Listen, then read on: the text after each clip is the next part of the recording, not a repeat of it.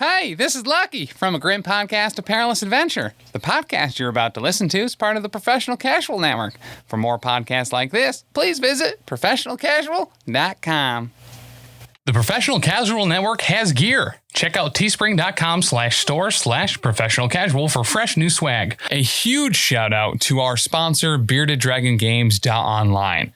Pick up all your local game store goodness from Magic the Gathering, Dungeons & Dragons, Pathfinder, or WFRP 4th Edition, as well as terrain, paints, board games, comics, and more.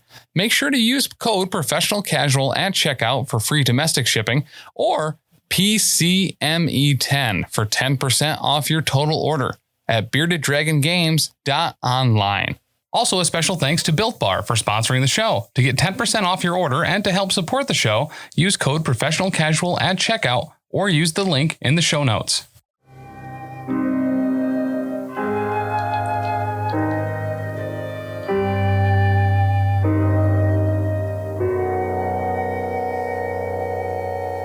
It's episode 2. Ooh. That was really spooky too. I was trying to make it a little spooky to go with the theme music there. Be perilous. So we, yes, I mean, you know what you're listening to. This is the Grim Podcast, A Perilous Adventure, brought to you by the Professional Casual Network of Podcasts. We're playing Warhammer Fantasy Roleplay. Oop. I'm here with a couple of good friends, and then Tim. Oh shit! Just kidding. I said couple, and I was like, that's not really the proper number. So yeah. We'll have everybody introduce themselves and tell us a little bit about who you're playing today. Hello, I'm Dani, and I'm playing Mina, and she is a soldier. I'm Tim. I'm playing Lucky, a plucky young lad that just likes friends and fellowship and. Free drinks. Hit by free carriages. drinks. Yeah, he got hit real bad.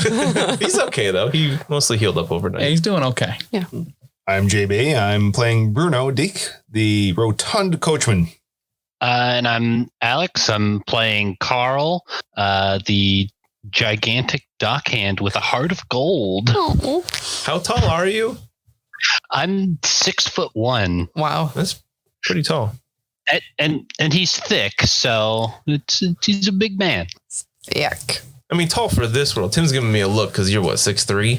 Yeah, 6'1". It's like short people. They can't even. Fuck you.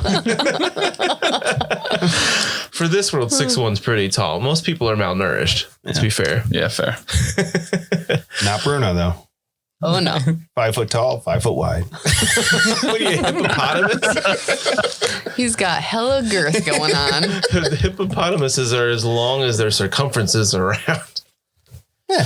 I hate to use the word party because you're just kind of a collection of people, but we're going to use that word anyway, is just that for not convention. Definition of party? I know, but like, people? You're not like an adventuring party, like, you know. I mean, you're traveling together, heading to Altdorf.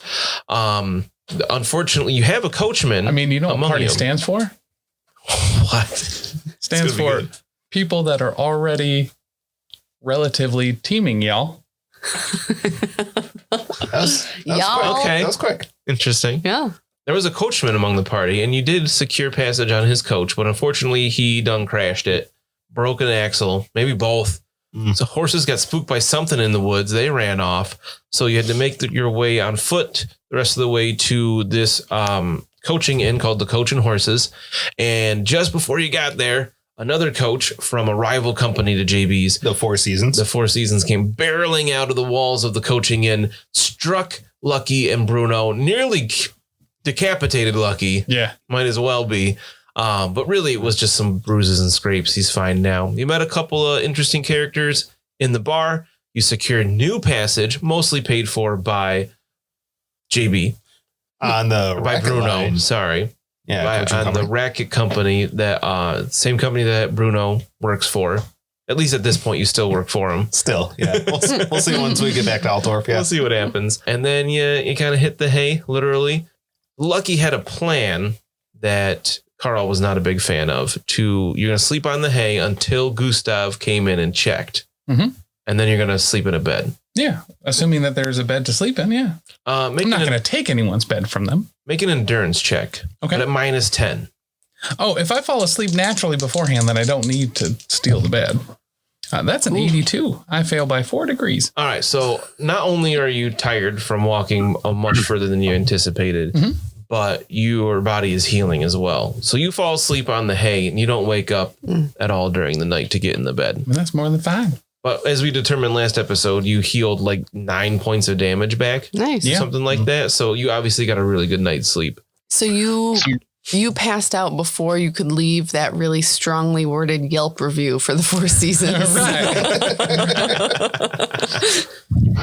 Pretty. I just can't get past how good this hay is to get all his hit points back. It's really nice hay. So cushy. I told you that was obviously it was changed that day. I mean, you can't really ask for much more. Right. Back at home, we don't change the hay first off. It just eventually turns into like a jelly. Sounds weird. On a long enough timeline. Well, it gets real wet. And does that act as like some kind of like cushioning thing when you get that layer of straw jelly? Well, yeah. Is there an agricultural intelligence check I can take to find out if I know straw turns into jelly or not? How about like a Laura Reichland test, but make it at -20? That's 7 degrees of failure at that challenge. Oh, you are sure that's exactly what happens to straw? Yeah, everybody knows that. I was gonna say I can never remember the names of the different levels of difficulty because it's changed a bunch of times. They had one set for WFRP 2nd edition. They changed it slightly for Dark Heresy. No, the system was almost exactly the same, and then this one's a little bit different still. So all I know is challenging is +0 and average is +20. And I think easy is +30. Oh, if that was a +0, I only had 5 degrees of failure. No, I said -20. I just don't remember what that. No, maybe that's difficult or hard. I need a cheat sheet. I need a Game Master screen, but they're not out yet. So as you guys wake up, you realize you hear first the 2 coachmen are sleeping in beds in there. They came in after you. You're up. What do you want to do? I'll grab a brush and put on a little makeup. Do you have that in your trappings? No. Use candles as makeup? Yeah. So the coachmen aren't even up yet. They're snoring away. Sawing logs, as they say. Let's just steal their coach. Is that fancy Frenchman in here? No. Oh, I bet he got a room. Yep. Fancy fucking Frenchman. The only other people in here are the 2 coachmen. Gotcha. So what you're saying is that there was really a surplus of unused beds. There are a lot of unslept in beds in here. So yes. many street bulls. Yeah. You did have a good night's sleep, though. Yeah, I feel great. Actually. Restorative. Yeah. Yeah. They must have some real good straw jelly under this. I think I'll go down to the main room and see about breakfast. To across the hall to the bar room? Yeah, that area. It's like included, right? It's like continental. You would know that, yeah, the cost of the stay includes breakfast. Oh, yeah. All right. We're starting strong. Right. So you can head over. Gustav is carrying a tray around. You see the 3 ladies at their seat again. The 3 ladies. I thought it was 2 ladies. Well, there's 3 of them. Damn. Okay. There was the noble woman, Lady Isolde. Mm-hmm. There was the big lady that kind of intimidated Lucky. Brienne of Tarth, yeah. Essentially. Yeah. And then there was another one that was like a small, younger woman. Okay. Gustav's heading around with the tray. He is very excited to see you guys. He has plates full of eggs and sausage and maybe toast. Hell yeah. All right. Oh, give me that toast. Oh, yeah. Like I said, you paid for it last night when you bought the room, so yes. Any drinks? Do they cost extra? He laughs a little bit. He's like, oh, yes. Do you have complimentary beverages? You could drink some of the rainwater that's probably going to come down later. Ah, yeah. It's going to rain. He says the weather is going to take a turn for the worse. It's going to rain. Yeah, Sigmar's toes. Which is residents of the Empire know is not like shocking. It rains all the time. Yeah. But they don't have to ride on top of the freaking carriage. Blah. Oh, that's right. Let's get some hot coffee to warm our spirits for the road today. Ooh, that's going to cost you extra. How much is coffee? It'll be a penny for like essentially a pot. Like he'll bring you some mugs and a pot of coffee. Oh, okay. I've never tried coffee before, but if someone wanted to give me a taste of theirs, I would certainly like to try it. A pot of coffee on Carl today. Yeah. That sounds dangerous. Carl the Magnanimous. I don't know what that means. Yeah. So Carl is going to toss over the first coin that I've actually had to spend despite attempting to earlier. Helps to have good friends with Moneybags Bruno. Right? Yeah. I mean, what are friends for? As you do look around, though, you do not see Bruno in this group. He is still back into the on the nice straw hay, right? Snoring up a storm with the other coachmen. It's a coachman thing, apparently. I'm noticing a trend. They need the rest probably to make sure that the horses and the axles don't break and run away. Allegedly. I think rest is probably incredibly important for that. I'm going to grab some food and try to go sit next to that young new lady there. Young new lady. The lady that you didn't tell us about before. I did. Oh, okay. Well, yeah, her. As you are you approaching like with a plate of food? Yeah, absolutely. Okay. As you walk over, the warrior looking woman stands up again. Hello. Good morning. She says, Guten Morgen. Sure. And she's like, what can I help you with this time? Nothing. I have my food already. I'm good. Thank you. And she's like, okay, goodbye, Zen. All right. I try to pull up a chair to the table to sit next to that little girl. Yeah, she puts her foot out to kind of keep the chair from being pulled out. Oh, was someone else in here? No. No one is sitting here. Oh, can I sit here? No. No one is sitting here. Oh, gotcha. All right. I'll wave to the young girl. And, well, have a good one. She like looks super awkward and she like kind of waves, like barely takes her hand off the table to wave back. And then like you see Lady Isolde shoot her this look like, what are you doing? And then she like looks down all embarrassed. Is Philippe here yet? Yeah. Cool. He's over in his corner. He's eating his breakfast as well. That's cool. He winks at you. At this point, he still thinks that he's sitting with you and the coach. Is he in for a big surprise? I don't know if it's that big. He's only 5 feet tall. Bruno. It's a big surprise. a wide surprise. A girthy surprise. 5 foot wide, 5 feet tall. Philippe, you in for a girthy surprise. Gustav comes back around and he's just kind of like, where's your other friend? Who? The portly one. Oh, I think he's still sleeping with the other ones. They have a coachman meeting. Coachman? They're sawing logs. All right, for well, the replacement axle. I thought they were heading out early, but we will never get to Altdorf. I will never get to new regiment. I will never get to work with my company again. I did want to say thank you for your service. Oh, yes.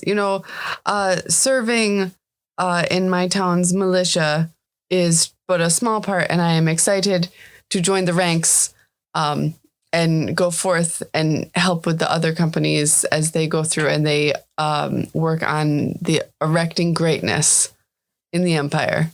I speak for everyone here at the Coach and Horses to say thank you for your sacrifice. Yeah, thanks. And then he heads back off to the kitchen. Thanks, Gustav. That's nice. With that, with more agility than you thought was possible in Bruno's thick frame, you see him sprint between tables and out the front door, only to hear retching and wet splatter coming from outside the front door. Don't drink from that bowl. Yeah. Skip that bowl today. Shucks. That was my best bowl. Oh, Bruno, you don't handle the drink well. Oh, they must have cut it with something. This rat's brew. This rat's piss. Can't drink this stuff. Oh, sorry, Gustav. Sorry. Didn't see you over there. He just kind of has like a disappointed look on his face and he like drops your plate of food on the table, so like half of it falls off as it clatters, and he just kind of like skulks away. Oh, the food's on the table. Yeah, that's okay. Carl puts his hand on Bruno and just tells Gustav, "My friend only lies because he is ashamed of his ability to hold liquor." Gustav laughs like he says, "I like you," and then he walks away.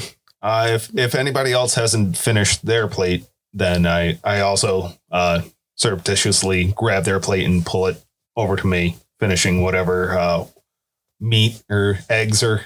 Did anybody not finish their plate? There's nothing left. Yeah. Carl has never not finished his plate. All right. Good. So we're all sitting at the same table. I'm assuming if Bruno's trying to steal everybody else's food. Oh, yeah. Yeah, mooch. I'm definitely like looking over, being like, oh, nothing. So you two, and Mina points to Bruno and Carl, you two keep similar company then, yes? Yeah. Oh, yeah. Bruno knows how to have a good time. Carl and I go way back in the days in Altdorf. Yeah. Way back. So far back. So you guys are like cousins, or? We're like brothers. And I just wrap my arm around Bruno. Oh, all right. So like first cousins. If you didn't listen to session 0 for character creation, you need to really appreciate this show. Yes. Well, great. So what time are we supposed to leave? As soon as the cock crows, I'm sure. Okay. Yeah, you would know it's like people get up to eat breakfast. Coach should be ready to go. Are your other guys like out of bed yet? They're having a coaching meeting. Oh, gotcha. When you got up, they were still sleeping. Yeah. I mean, you can just drive the coach, right? We could probably just go. That is true. You work for the company. In my family, we always say, you do not wait for cock to crow. You go and make the cock crow. In front of everybody? Is best way to be most productive. We should probably just head out. Obviously, You make your own their meeting's cock running crow. a little long. Yeah, that's a good idea. That's a really good idea.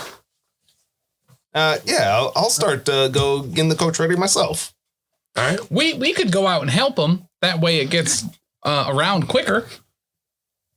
I'll go tell them that you're setting the coach up for them. They'll Actually, be so grateful. A big, strong man like you, I feel, Carl with a C, would probably be best to go out and help them get the coach ready. I'll let everyone know. Yeah, Carl's going to go ahead. But yeah, Carl doesn't know. All right, friend.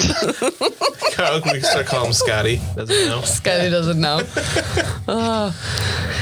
Okay, so Carl and Bruno head to the coach, which you know it's a racket line, so you're going to be able to recognize it pretty easily. What are Mina and Lucky going to be doing?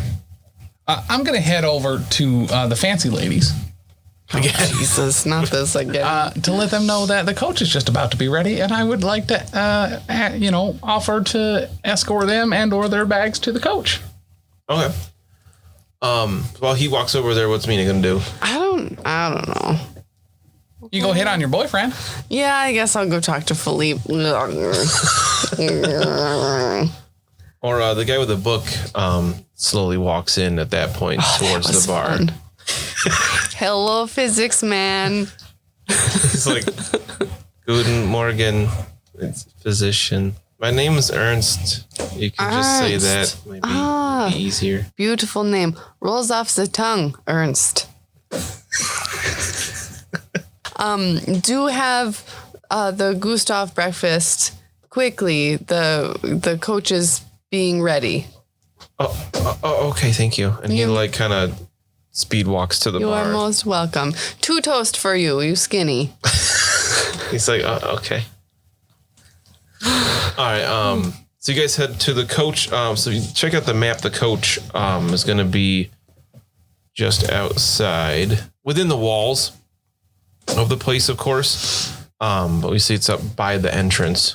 And this coach, GB, you take a look at it. Yeah, for like a coaching, do you have like carpentry or anything like that?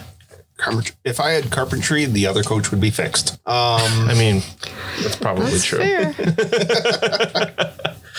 Let's see. I have drive. That's useful for coaches. So perception or trade carpentry. So let's see. We'll do perception, and that's going to be a terrible roll of 5 failures. All right. This looks like a fucking great coach, like way nicer than the one you had. Yeah, I'm sure. Me being a novice coachman, probably my first time out. This is the one that they were actually testing me with, and me failing miserably, of course. Yeah, these guys are probably trained professionals. I mean, you could make that argument that they just gave you a really shitty coach. It's not your fault it broke. Right. I'll try every argument that I can. Yeah. Yeah, it looks really nice, and you just got to get the horses ready. Okay. Yeah. I could do an animal care test for that, if that works for you. Sure. Yeah. So the stables are like at the opposite end of this compound. Yeah. So you see the coach is stationed by the front entrance. The stables are you have to go, past through that the hallway, the tunneled area all the way to the other side, and you can easily identify the ratchet horses. They still have like the bridle on. Yep. Is that what it's called? Yeah. It goes around their head. Yeah. And it's going to have like the blinders would have like the logo of the ratchet company on it. So you can easily identify the 2 horses for this coach. Yeah, I'll totally grab those horses and try to lead them over and set them up with the coach. Love to see you make an animal care check here. That is not going to happen. So what'd you get? That's 3 degrees of failure. Do you have any fortune? I do indeed. Let's see. So a mechanic we haven't done yet. You could make like a subconscious pact with the dark gods to allow a reroll without a fortune point, or if you fail after using a fortune point and you really need to pass. I don't believe I'm at that point yet, especially trying to wrangle horses. You are pretty hungover though, so I'm not going to turn so easily to the dark side for this. We'll use a fortune point, and that's going to be even worse. What? That is going to be 6 degrees of failure. All right. Do you want to make a small dark pact? Nope. What would happen? Say you get another reroll. Yep. Whether you pass or fail, you gain 1 corruption point. Okay. And what would happen if I took a 6 degree of failure on animal care? You punch that horse. These horses will run away. I mean, these are pretty tame horses. Just having ranks in the animal care skill, they'll let you approach them and whatnot. But I don't know that much about horses. You do something to piss them off. You do something wrong. Burp right in their mouth. And it's just like doesn't like that at all. They don't like you, but like they'll go with you. Okay. Carl, do you have any ranks in animal care? I have it as a skill, but no advances. Yeah, I think every human has access to it, but you have to have ranks. You have to have advances in it to say you've had any actual experience with it. You could make an animal care check to try to help Bruno, who's obviously struggling with this. Maybe a horse steps on his foot. I feel like I'd be like looking in its mouth or like eating any apples that were meant for the horse. Right. At some point you heard about checking horses' teeth, so you just do that, and then it like tries to bite at you. Yeah. Do you want to do the animal care check, Carl? See if you can help him out. No, I don't think Carl's gonna do that. Carl thinks this is pretty fucking funny, actually. So you lead the horses to the coach, and you start getting them hooked up. Yeah. Which you know how to do. I'm not going to make you test for that. This is, thank God. You were like training for this. This is your job. I know you're rolling like JB already, so it's pretty amazing. You do get them hooked up, but it takes a good probably 10, 20 minutes. Okay. So while those 2 yahoos are hooking up the coach, what are our guys on the inside doing? So we've got all of our stuff collected, like none of us has very much stuff that we're traveling with, so we've got all of our stuff. I guess I'll talk with Philippe some more. Okay. Also, I forgot Lucky said he was going over to talk with the lady. So you let him know that the coach is getting ready. I let the young lady know. I don't address the other two. No. She's like, okay, thank you. We'll get our things to the coach. Awesome. Sounds good. The other two kind of look at you like, but they all get up and they head towards, you presume, to their rooms. You're not really sure where they go. I ask her if she needs help with her bags or anything. The big woman says, no, we are good. Oh, yeah, you probably got that handled. Yes. Sweet. Da. No, that's Russian. Yeah. All right. I'll also go and check to see if the other coachmen are awake or if they're still dead asleep. So you look in there and you still hear them snoring away. Yes. All right. We're stealing a coach. All right. We're Jeff-Lowing this coach. So real quick, is anybody character-wise, anybody not okay with the idea of stealing this coach, or? I mean, like, Carl's not okay with stealing the coach, but as far as he knows, I'm here to help load up luggage, while Lucky gets the coachman. So sort of oblivious. All right. And you do see that Bruno has the same insignia on his coat as that's on the coach and on the horses. Yeah. Yeah. I mean, he's only tried to do one dishonest thing, so I'm not like totally not trusting yet. Who, Lucky? I mean, yeah. I never attempted. I certainly wouldn't. I think he's talking about Bruno doing it. Gotcha. Oh, false. It's so good. All right, so you head over. So Mina heads over to Philippe. Yeah. Take a look at that. I feel like Ernst. Trying to remember what something like good morning is in French, and I'm drawing a blank. Il fait du soleil. It's sunny outside, I think. It's like soleil is, yeah. Yeah, he just says salut. Hello. Your rest was good? Yes. Cool. The coach is being made ready. My friends are preparing the coach, and we will leave soon. Ah, very good. When we get to Altdorf, what will you do? I think I will be not going all the way to Altdorf. I'll be stopping at the next coaching inn. Oh, so doing a gambling circuit. I'm heading to Seven Spokes is the next coaching inn along this line. I'll be stopping there at least for the night. Oh. Well, that is nice. Anyway, make your meal fast, and we will leave soon. Oh, I didn't realize you were associated with them, but I will have my things out there in just a moment. Way to make us accomplices. We are all you literally did the same thing with a different group of people. No, I just said it was ready. I didn't say I worked for them. We are all in together. I just wanted to handle their bags. Let me touch your stuff. All right. So as Bruno is getting the horses set up, you start to see people heading out with luggage. Lady Isolde has quite a few things. Of course she does. You see the large woman carrying a number of boxes. The other younger woman is carrying one as well. Everybody make a lore Reichland check, but -10. I think that's difficult. I failed by 2. 4 degrees of failure. All right. So they're boxes of things. You don't know what they are. You help load them up on the top.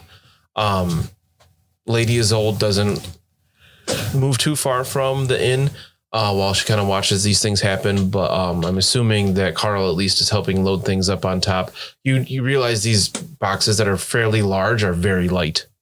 Carl loves this. He's been loading boxes onto things like all his life. But not usually very light boxes.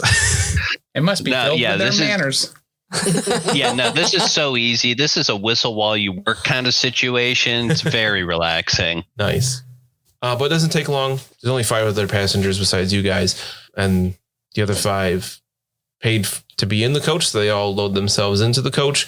Lady Isolde is not happy about this, though, that she has to share spaces with commoners.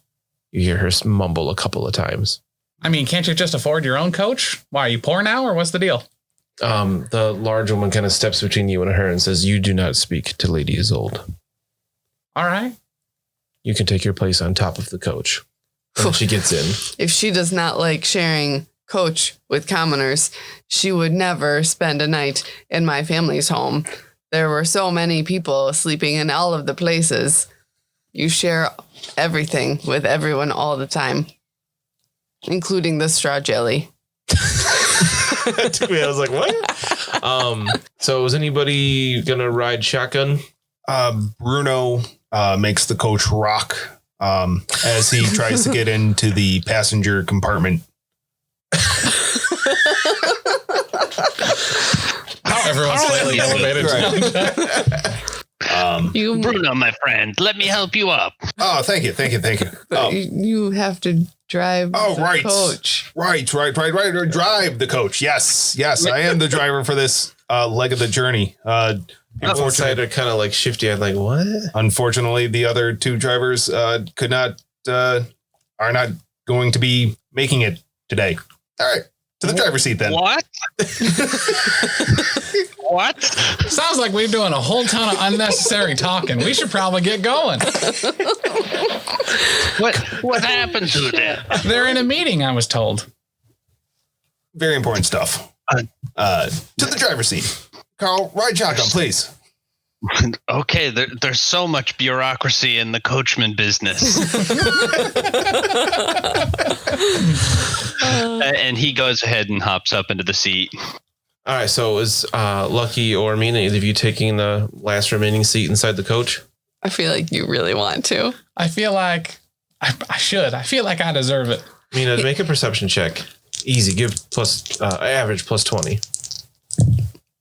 I got it. Yeah. I got it. So as you guys are like standing outside, kind of discussing, you see Philippe wink at you. You can have it. All right, sweet. See ya. Today's my lucky day. I'm gonna ride on top in Isn't the every rain. day your lucky day? Every day turns out great. So you're riding on top. You're the only one up top, but like you can sit right next to the two driving it and chat with them or whatever if you want. At this point, the day is overcast, foggy. You could probably see like 50 feet or so before it's it's pretty foggy. But again, this is pretty typical. Yeah. So you're going to be heading southwest back onto the road towards Altdorf. I am going to be chatting their ears off because it's kind of like rainy, overcast, being from a lake town. Like, this is my jam. This is absolutely like, yes, waking up in the mornings in Seasdot, depending on where you fell asleep, wherever there was space to fall asleep. If you fell asleep near a window and you opened your eyes, the first thing you saw was fog. If you did not fall asleep near a window and you went outside, then you saw fog. It was always the low clouds that hug the earth. They hug you and make you cold. If anyone wants me to put the rainbow on top of the roof to collect water because it's raining, just let me know. Anyone? Rainbows? Everybody else inside is just like not making eye contact with you if they can help it. You are sitting right next to Philippe, though. Like you're in a corner. Philippe's on one side of you, and it's like the wall on the other. Sweet. So JB, Bruno, you need to make a drive test to make it through because you got to pass through that tunnel, or I'm sorry, around the side of the coaching inn. Yeah. And then through that gateway. So I'm going to make it an easy average. So We're plus dead. 20 rides. This is where we die. Remember those 9 wounds you recovered in the night? They're gone. All right. That would be an even 80 with my drive of 37. So that's 5 degrees of failure right there. You got a fortune to spend? I do. Let's see. The dark gods are usually willing to help if you just ask. I have a better drive skill than you do. How? He's just learning. Oh my God. Let's see. Let's use that last fortune point. I'm sure I'm going to need it later. Oh, all right. There we go.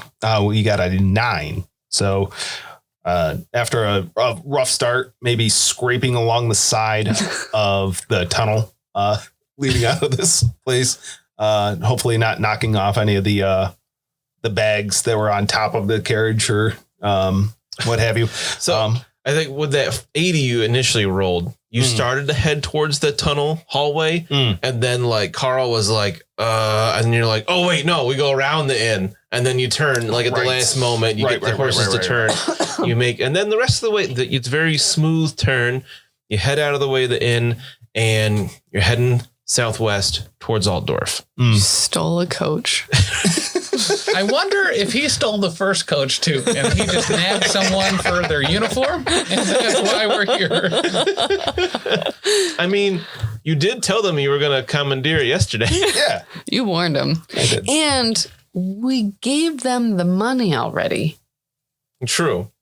You paid for a ride on a coach, not the whole coach. Right. Yeah. Oh, is that not how that works? I mean, I'm riding on the coach. Yeah, at this point, you and, well, Lucky took Bruno's spot, but I'm right where I was supposed to be. Mina's what she's doing, supposed to do. If anything, Carl's helping out because he's riding shotgun. Yeah. With a boat hook. Think about all the refund and bad reviews that all of these nice people would have left if they didn't get a ride. We are providing the service for those coachmen for them. And we were supposed to leave early, so Yeah. If it wasn't for me, you wouldn't have left early. that's right. It's entirely true. They're still sleeping. Between, the jabbering in my ear and the rain pelting my face, I'll have the headache. And when I don't have the headache, I may be sleeping on Carl's shoulder. Okay. All right. Carl, you don't have drive, do you? No. That's Look, It's okay. a basic skill. True. Luckily, Yeah. this is one of the major highways. So like I said before, it's 20 feet wide, plenty of room. It's a smooth-ish road. Is it too smooth? Like packed gravel. And it is raining. It does start to rain for real about 20 minutes out from the inn. Ugh, we're going into another slippery ditch. I can feel it. So when we left, it was just foggy. Now it's raining. The fog starts to clear a little bit, but it's just rainy wet now. My mother, she always had the sayings about the raindrops, and when it would be rainy, she would say that each raindrop that hit you was one of her hopes and dreams that left once she met my father. My father. My father. Oh, God, that's so good. All right. So JB, Bruno, do you keep driving, or are you going to hand the reins over to Carl? Me? No, I think I will just fall asleep without handing the reins over to anybody. So Carl, do you just take over? Yeah, Carl's gonna take the reins. All right. So you can make an average that's plus 20 drive check to just keep it on the road, basically. I feel like Carl's probably been in this situation before. So with 2 degrees of failure, I am gonna burn a fortune point here just to see if we can do better. All right, I've got 1 degree of success. Yay! All right. That's plenty to keep it on the road. So Carl's like, just like a land boat. I mean, there are a lot of boats and barges that are pulled by horse in the Empire to go against the current of the river. So you've seen it done before on the water. It can't be that different on the road with wheels, right? I mean, I don't Carl just doesn't drive. Like, he's seen a coach before. Nice. Yeah, so you keep it right down the middle of this road as much as possible because you don't want to get anywhere near the edges. You've seen what could happen if you're not doing it right. Yeah. while Bruno's asleep on your shoulder and they're just clip-clopping their way. The horses aren't going super fast, but this seems comparable to what you rode in the day before. After a couple hours, the rain stops. Mina didn't try to get in the coach or anything during this time. You just kind of grin and bear it. Yeah. Like you said, you're kind of used to this weather anyway. Mm-hmm. But after a few hours, the rain stops. You guys continue on. It's a pretty uneventful day. You find a milepost at one point, not too far out from before it stops raining. It says Altdorf 120 miles. You're on the way. It seems like that's still a really far place away. I mean, most of you can't read anyway, but you knew at this point you're about 2 days away by coach. You can cover roughly 60 miles a day in the coach. So you're going to continue on for a while here. I'm actually going to do a little bit of experience at this point. Okay. Fun. All right. All right. We're going to do between episodes 1 and 2, I commanded people on role playing. So I'm going to give everybody 50 experience for role playing. Is there more experience coming? I don't want to write it and then have to erase it and make my character sheet all messy. That's fair. 50 experience for the role playing. We're going to give everybody a bonus 20 experience for stealing the coach. All right. Now, does Carl get the 20 experience for stealing the coach, knowing that he does not know that the coach was stolen? Yeah, I mean, you help load up the luggage and stuff. You're an accomplice. Okay, I'm an unknowing accomplice. I want to know what's in these boxes, but I wouldn't know that they were super light. So, did you help load them? No, No, you wouldn't. Yeah. Can we spend experience whenever? Yeah. If you got enough to do an advancement, you can do that now as we kind of talk about what's happening next. So like I said, you saw that mile marker. Can anybody read? Do we figure out if anybody can? Anybody has the academic class? I feel like JB would have to, right? Like if you're a coachman, you should be able to read I think you would recognize signs. at least, things like Altdorf. Right. And you would understand the numbers system at least. Correct. To see how far it was and whatnot. Or the arrow system. Yeah, right. This way to go to that place. Yeah. So you see that's, I mean, like I said, you already knew you're about 2 days out anyway. So, obviously you're getting closer. So with that mile sign was kind of getting onto the next road. No problem. And you are heading along. Like I said, the rain ended after a few hours. I'm going to have Bruno, Carl, and Mina make perception checks.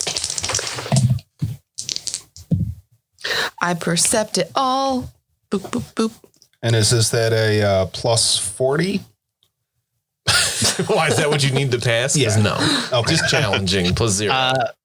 Yeah, Carl sees something. All right, so Carl and Mina, you notice a figure in the road up ahead. Mm. Maybe just, as soon as you can see them in the fog, so 50 yards ahead, you see a figure. Coachman man. Yeah. There is a person in the road. Oh, they'll get out of the way. Yeah. Just like Lucky did yesterday. Exactly. All these pedestrians move. Once you get close to them, you learn that in coaching school. Yes. You keep going forward. You see the figure was crouching and they stand up and turn. And those of you that passed that check notice there is a severed human hand hanging out of their mouth. That is not the best part of a person to eat. What? You got to start with a thigh. That's your reaction to it. Yeah. So I just sent a picture to the players of what they see, but I'll describe it for listeners. We've got a figure that looks human, got long black hair, but they have a hand hanging out of their mouth. They have a dagger in a hand, a bloody dagger in one hand, and they were crouching over a dead body that is just covered in blood. And this person is covered in blood. But what really stands out as you get as the coach clip-clops closer is that there's green ichor seeping from this person's eyes, and the flesh around their hands is torn and tattered. Carl nudges Bruno and says, I do not think this man with the green eyes was given the hand. Do you think he needs a ride? Maybe. I don't think we should give it to him. I can't see too well with this mist. If he doesn't flag us down, we'll just pass him by. I think that's a good idea, yeah? So you try to steer around him? I do not know friends. Yeah, I'm thinking with my terrible perception, I am just he's a pedestrian. We're coachmen. We don't have to bother. So as you guys are discussing this, the figure stands up upright, and then it spits out the hand, and it starts running at the coach. All right. I guess he does want to ride. Have I, is it still just the people outside that have noticed this gentleman? Or? Yeah. All right. Now, Carl recognizes this may be not a good situation. Bruno, speed up, yeah? All right. So as this person starts rushing at the coach, they're kind of like, so those inside would hear it. You can look out windows. Lucky. I forgot you were inside. If you can see this person coming. Can I get my sword out, and as we're going past, can I make a swing at it? Sure. Let's jump into our first combat with initiative here. Yes. So initiative is a little simplified in this game. You just have an initiative value, and we're just going to use that. There's not we're not going to roll for separate initiatives here. So that's just the I on characteristics. Yep. Okay. And we're going theater of the mind for combat here. I figured the listeners have to do that, so why don't we just do it too? I'm not going to bust out a map or roll 20 or anything like that for this. So this person rushes towards the coach. Does anybody have initiative higher than 40? No. No, sir. All right. So this person rushes towards the coach going, and the horses freak out because this is weird and they might notice something that you don't. And it runs towards one of the horses and starts stabbing it with his dagger. Oh, God. We need that. So who's got who's got the next highest initiative after 40? I have a 37. All right, Lucky. Yep. So you see this person pretty close now. They're stabbing one of the horses. We've been made aware that there's a person. You heard like this weird noise. Oh, gotcha. We'll say you look out the window and you saw this person coming. Gotcha. And then you see them run at a horse. You see them spit out the hand, and then they run up and start stabbing a horse. And the horse is like, "Whoa!" Hey, make that noise. Hey, that's Rolf. Rolf, what are you doing out here? Why are you stabbing that horse? It turns to you like, guys, it's Rolf. Oh, God. Is that your turn? Yeah. What's up, bud? After 37? I'm not till 29. I have a 31. Whoa. I've got a 33. Carl's next. Carl's a little creeped out. I'm just going to throw a rock at this thing. Your handful of rocks? Or your bag full of rocks? Like, you bring rocks for situations just like this. You're not riding shotgun. You're riding rock pouch. Yes. So I have skill check. 2 degrees of success on my hit. It's with a 12, and we probably need to talk about like where you hit stuff and how hitting and damage works. Yeah, so we got our first attack here. So you hit with a 12. So you're going to reverse those numbers to find the hit location. So wherever 21 strikes should be on your sheet. Arm. You hit him in the left arm, which makes sense. Rock has its own specific rule. It's a strength bonus is damage. So that's 4 damage plus 2 for my degrees of success. So you do 6 damage to this person? That's correct. Carl, why are you throwing rocks at Rolf? Don't be a dick. All right. He bit somebody. What do you want? He bite somebody. We saw him bite 0 people. He stabbed a horse. And to be fair, it had it coming. All right. So the rock hits him in the arm hard, and you hear like almost like a crack, and the thing like stops and it looks at you and it's like, now you pissed him off, Carl. And then good job. Bruno's up. I'm going to try to drive as poorly as I can. Are you going to try to hit it or just get away? Just try to get away. Okay. Let's see. Oh, that's a great roll. I pass with 2 degrees of success. All right. So you snap the reins and the horses start to run. But unfortunately, you're like a, trainee coachman. You didn't do something right when you hooked up these horses. Your animal care check was so bad earlier. And the horse that wasn't getting snapped, so you snap the reins and you're like, yeah. And the one that was getting stabbed starts to run. The other one starts to run as well, but it breaks free. Oh no. And instead of running and pulling the cart, it bolts off into the woods. So your cart kind of lurches forward and then slows down a lot because it's just one horse pulling it now with a person grabbing it, stabbing it. His name's Rolf, by the way. Carl, you didn't hook up that horse correctly. Jeez. You are worst coachman in the history of coachmen. All right, Mina, you're up.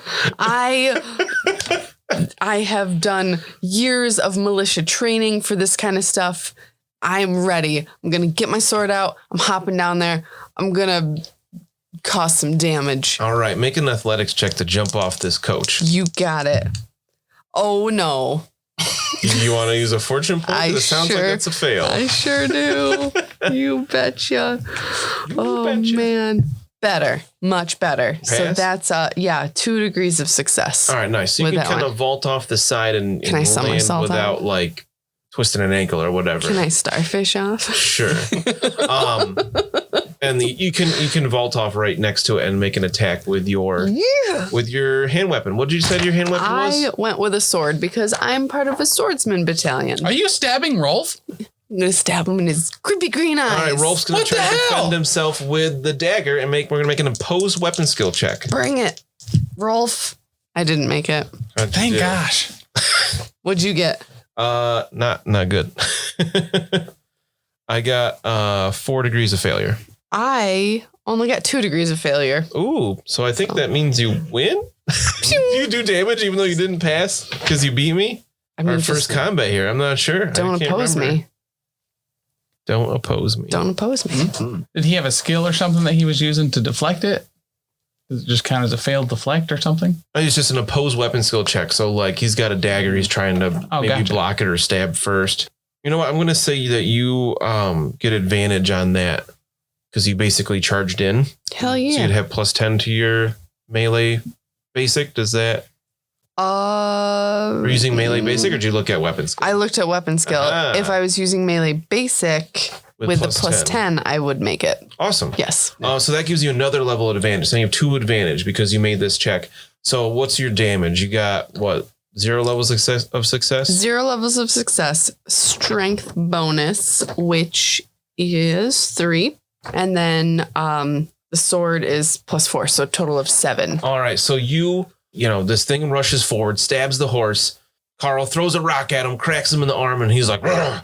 And then Bruno tries to yaw the reins, and one of the horses bolts off into the woods. You leap over the side of the cart and just run this guy through. Hell yeah, I do. And he slumps over on your sword dead. Wow. I felt like I was very clear. We are needing to get to Altdorf. And this thing, it eats the wrong part of a person first. Who does hand first? That's what he had access to. You do thigh first. And then it stabs the horse. And he is terrible coachman. And horse gets away.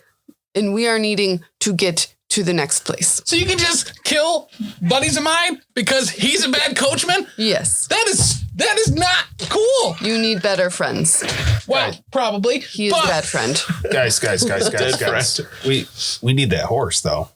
We have to go. Get the horse, round man. All right, Carl, come on. I'm gonna check this dude out. No, you're not. Yes, I am. I'm gonna check him out, and I'm gonna. Guys, darn it! Everybody make an average +20 perception check. Gosh darn it! I'm all amped up. I failed by a lot. I also failed by a lot. Like 7. +20? Yeah. Oh wait, then 5. Still failed. What did you roll? 90 I rolled a 93. Oh. Yeah, it's pretty bad. I passed with 4 degrees of failure. So Lucky's yelling at Mina here, and it sounds like you're the only one to pass. Mm-hmm. Yes. So while you are shouting back and forth about killing this person that you knew, Rolf, you hear sounds like it probably from up ahead on the road. You turn to look at the sound. You see that the road bends. You can't see where it's coming from exactly, but you hear like a. And that's where we're going to end episode 2. Is that friend too? I don't know. That was Rolf. That's fucked up. I can't believe you killed him.